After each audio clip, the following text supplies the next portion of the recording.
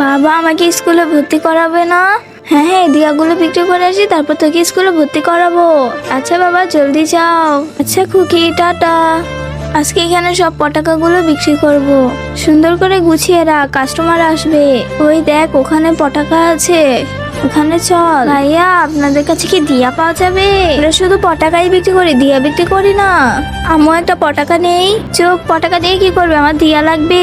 বোন আপনার কি দিয়া লাগবে? যে আমি অনেক সুন্দর করে দিয়া বানিয়েছি।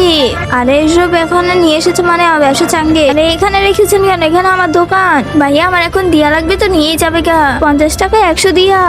আরে সরেন সরেন এখান থেকে, এটা আমার দোকান না, এখানে কি ব্যবসা হবে নাকি? আমি তো এখানে থাকছি না, আমি এখান থেকে চলেই যাচ্ছি। এগুলো নিলে ভালোই হবে।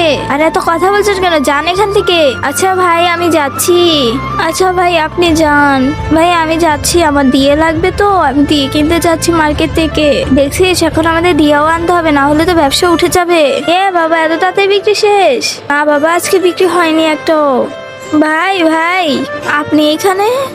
আরে না না না, আমি কিছু লাগবে না, যাচ্ছি। আরে ভাই কি লাগবে বলেন? দিয়ে লাগবে? হ্যাঁ ভাই দিয়ে লাগবে, দেন। এরপর কি হলো সেটা দেখার আগে নিচে সাবস্ক্রাইব বাটনটি কেউ যদি সাবস্ক্রাইব করে তাহলে তার মা বাবা চিরকাল বেঁচে থাকবে।